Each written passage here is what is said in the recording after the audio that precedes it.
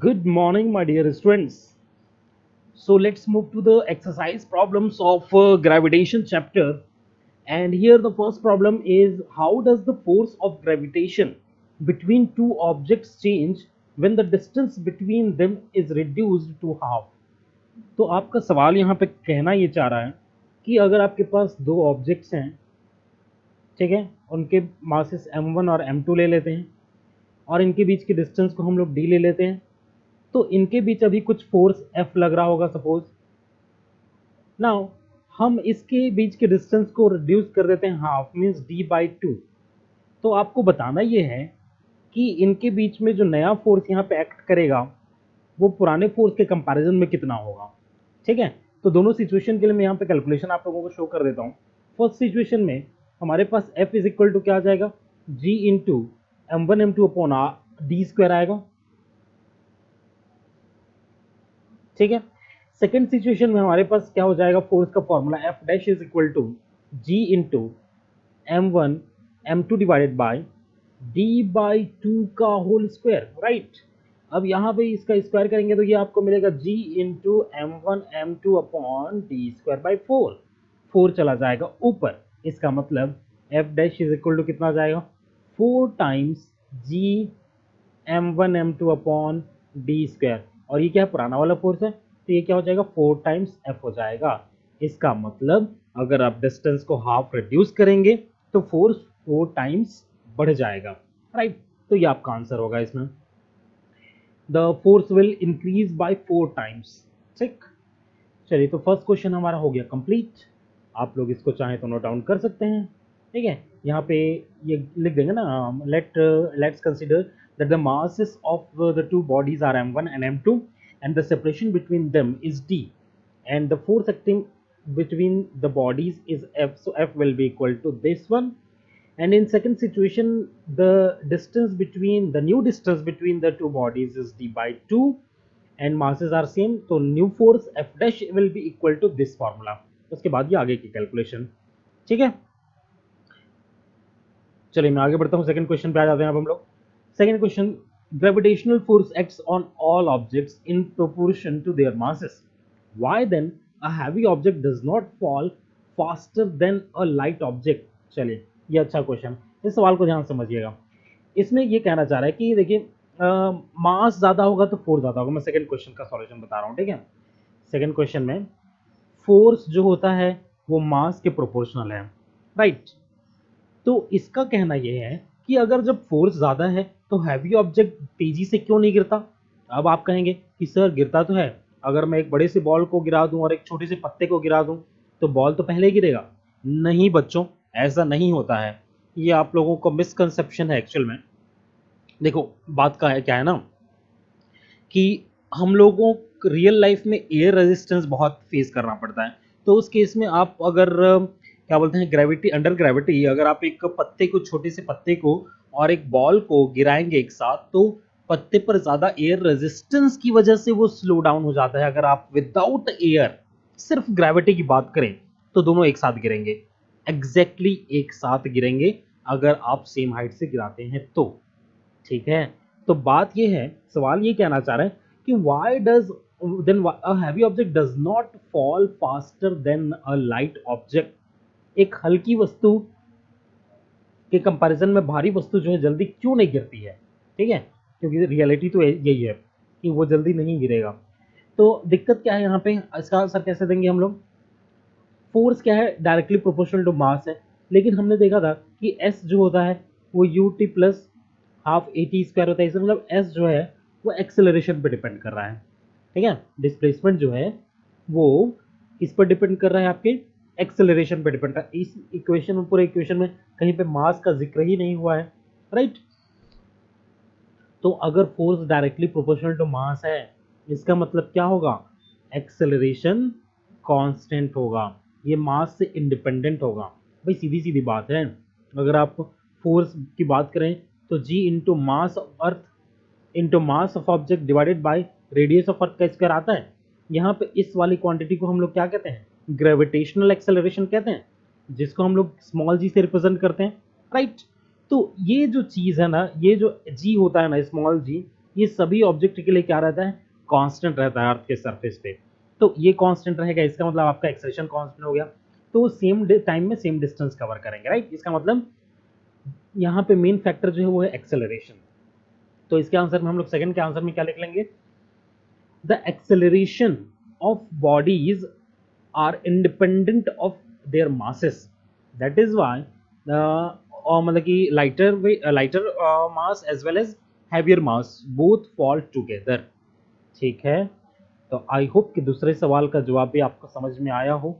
अगर नहीं समझ में आया होगा तो एक बार रिवाइंड करके वीडियो को फिर से देख लीजिएगा। ठीक है, चलिए मैं तीसरे क्वेश्चन पे आता हूं।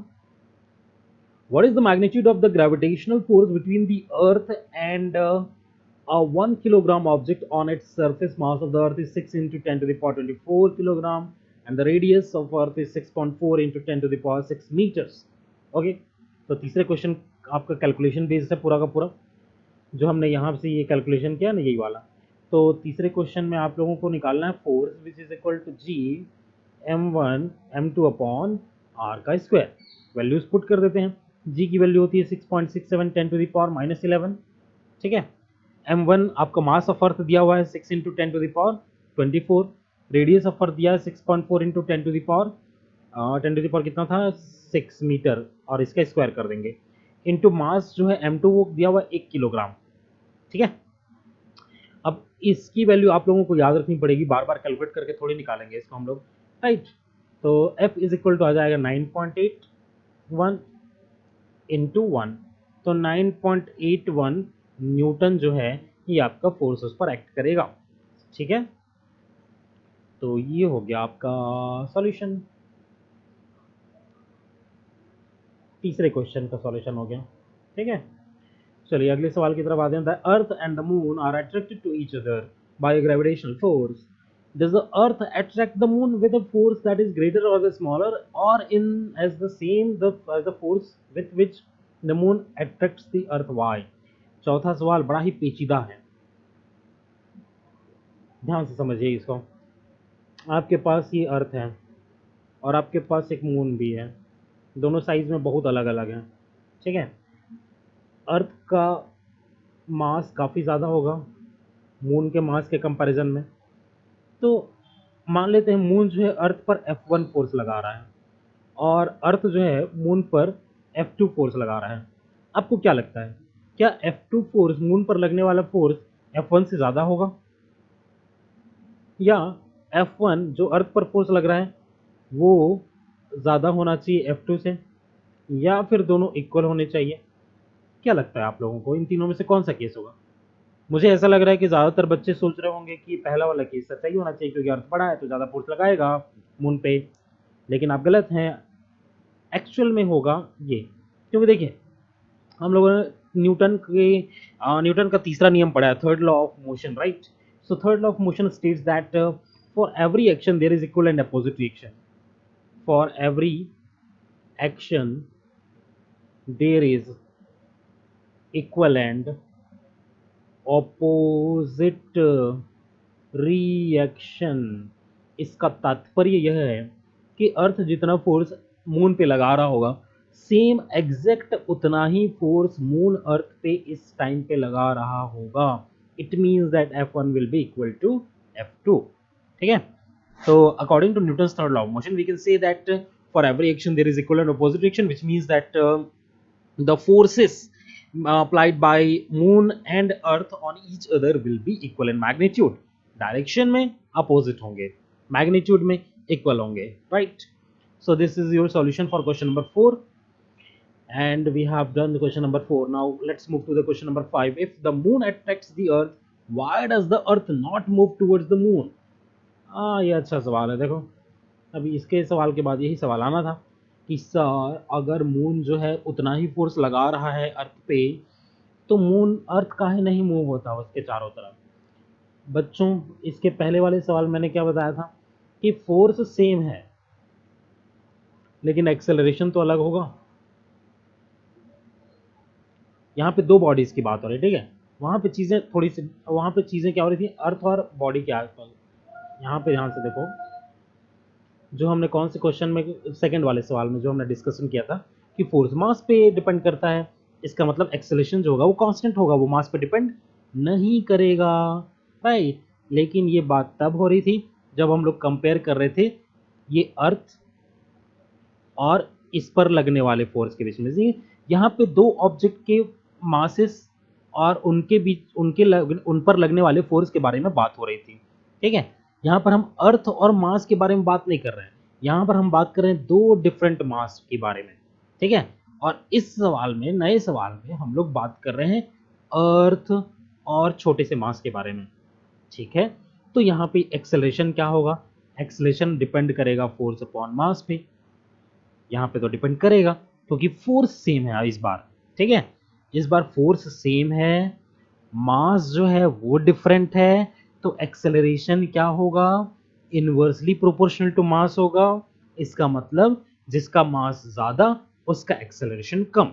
इट मीन्स दैट अर्थ का मास जो होगा ज्यादा है और इसलिए उसका एक्सेलरेशन क्या होगा, कम होगा, और एक्सेलरेशन कम होगा तो उसका मूवमेंट भी इनसिग्निफिकेंट होगा, ठीक है। अब सिंपल सी बात है, देखो अगर आप मान लेते हैं अर्थ, आप हवाई जहाज से कहीं से कूद गए, ठीक है, पैराग्लाइडिंग करने के लिए, और आपका पैराशूट नहीं खुला सपोज, तो आप अर्थ की तरफ गिर रहे होंगे। क्या आप ये कह सकते हैं कि अर्थ आपकी तरफ गिर रहा है? कह सकते हैं ना भाई, आपको तो अर्थ अपनी तरफ ही आता हुआ नजर आएगा, लेकिन एग्जैक्टली ऐसा नहीं है। एब्सोल्यूट मोशन की अगर हम लोग बात करें तो डेफिनेटली अर्थ जिस फोर्स के साथ आपको पुल कर रहा होगा, सेम फोर्स आप अर्थ पर लगा रहे होंगे, same force, exactly same force, क्योंकि for every action there is equal and opposite reaction, right. लेकिन बात आती है एक्सेलरेशन की, एक्सेलरेशन उसका ज्यादा होगा जिसका मास कम है, और अर्थ और आपके मास में से डेफिनेटली किसका मास कम होगा, आपका मास कम होगा, और अगर आपका मास कम है तो आपका एक्सेलरेशन बहुत ही ज्यादा होगा, इसलिए आप तेजी से गिरते हुए नजर आते हैं। अर्थ आपकी तरफ नहीं गिरता है, ठीक है, गिरता है बट बहुत ही कम होगा, बहुत ही कम, इनसिग्निफिकेंट, ठीक है, उतना हमको पता भी नहीं चलेगा। तो समझ में आ गया होगा आप लोगों को इसका सॉल्यूशन भी, कि एक्सेलरेशन जो होता है वो मास के इन्वर्सली प्रोपोर्शनल होगा जब फोर्स सेम होंगे तब, ठीक है। और इसकी वजह से दो बॉडीज में से वही बॉडी ज़्यादा मूव होगी जिसका मास क्या है, कम है। तो यही रीज़न क्या है, मून अर्थ के चारों तरफ चक्कर लगाता है और अर्थ मून के चारों तरफ चक्कर नहीं लगा सकता, ठीक है। चलिए क्वेश्चन नंबर 5 हो गया। नेक्स्ट क्वेश्चन पे आते हैं, question number 6। What happens to the force between two objects if the mass of one object is doubled? Mass को डबल कर देंगे तो फोर्स भी डबल हो जाएगा, ठीक है, force will be doubled. Same formula का यूज करके हम लोग लगा देंगे ना, वो जो पहले क्वेश्चन में किए थे हम लोग, एफ बराबर m1 m2 upon are square वाला, ठीक है। The distance between the object is doubled और ट्रिपल्ड। अगर डबल करेंगे आप तो जो फोर्स होगा वो 1/4 टाइम्स रिड्यूस हो जाएगा, क्योंकि अगर आप हाफ करते थे तो क्या होता था, 4 टाइम्स बढ़ जाता, तो डबल करेंगे तो क्या होगा, 1/4 टाइम हो जाएगा, क्योंकि डी जो है वो डिनोमिनेटर में है। और अगर 3 गुना कर देंगे तो 1/3 स्क्वायर मीन्स 1/9 टाइम्स मीन्स 1/9 हो जाएगा, फोर्स का वैल्यू रिड्यूस हो जाएगा, ठीक है। और अगर आप दोनों मासेस को डबल कर दें तो 2 दूनी 4 होता है, तो इसका मतलब यहाँ पे 4 टाइम्स फोर्स इंक्रीज हो जाएगा, ठीक है। सेम फॉर्मूले का यूज करके करना है जो आपको मैंने बताया है, यही वाला, इसी का फॉर्मूले का यूज करके आप इसको इजीली कैलकुलेट कर सकते हैं, ठीक है। जो जो लिखा हुआ बस वही करते जाना है और कुछ नहीं है इसमें। चलिए तो ये आप कर लेंगे, 6 क्वेश्चन बहुत इजी है। 7th पे आते हैं, what is the importance of universal law of gravitation? चलिए, importance of universal law of gravitation का ये है कि इसकी वजह से हमको ये समझने में आसानी हुई कि आखिर में प्लानिटरी मोशन कैसे होते हैं। इट एक्सप्लेन्स प्लानिटरी मोशन, ठीक है। दूसरा इंपॉर्टेंस क्या है यूनिवर्सल लॉ ऑफ ग्रेविटेशन का, कि यूनिवर्सल लॉ ऑफ ग्रेविटेशन से हमने ऑर्बिट्स में सैटेलाइट्स को लॉन्च करना सीख लिया, ठीक है। So it helped us in satellite communication,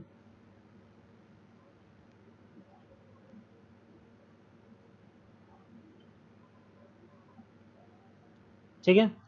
और तीसरा एडवांटेज यूनिवर्सल ऑफ ग्रेविटेशन को समझने के बाद हमारे कैलेंडर्स जो थे वो एक्यूरेट बन पाए। ठीक है, आवर कैलेंडर्स गॉट एक्यूरेट, क्योंकि अब आप एकदम एक्यूरेटली कैलकुलेशन कर सकते थे ना अर्थ के वन रोटेशनल पीरियड का, राइट। तो ये सारी चीज़ें जो हैं ये इम्पॉर्टेंट हैं। अब what is the acceleration of free fall, 8th question पे आते हैं अब हम लोग। एक्सेलरेशन ऑफ फ्री फॉल मतलब स्मॉल जी की बात हो रही है। तो 8th क्वेश्चन में acceleration of free fall is G, और जी की वैल्यू होती है 9.81 मीटर पर सेकेंड स्क्वायर। ठीक है, डेफिनेशन भी लिखना चाहें तो लिख सकते हैं, the acceleration at which an object moving under gravity falls is called the acceleration of free fall। चलिए 9th क्वेश्चन पे आ जाते हैं। What do we call the gravitational force between earth and an object, इसको हम लोग wait कहते हैं। वेट की डेफिनेशन ये है। ठीक है, आपका वेट कितना है, आपसे ये पूछा जाए तो आप लोग मास बताते हैं। वेट है तो बोलो 500 न्यूटन है मेरा वेट, 400 न्यूटन है मेरा वेट, ऐसा बोला करो। ठीक है, आप लोग बोलते हैं 50 किलोग्राम 40 किलोग्राम, वो तो मास हो गया, हम लोग वेट की बात कर रहे हैं। तो weight is the gravitational force between earth and object, right. चलिए 10th क्वेश्चन पे आते हैं। Amit buys few grams of gold at the pools. As per the instruction of one of his friends, he hands over the same when he meets him at the equator. Will the friend agree with the weight of gold bought? If not, why? ठीक है, तो देखो hint की जरूरत नहीं है, हम लोग इसको समझेंगे अच्छे से। देखो वो क्या रहा है यहाँ पे, आप लोगों को ये पढ़ाया गया होगा कि अर्थ जो है वो क्या है, गोल है। ठीक है, मैं बोलता हूँ ये गलत है। अर्थ जो है चपटा है, कुछ इस तरीके से। तो अर्थ जब चपटा है तो इस और ये इसकी रोटेशनल एक्सिस सपोज होगी। ठीक है, तो ये होता है पोल और ये होता है इक्वेटर।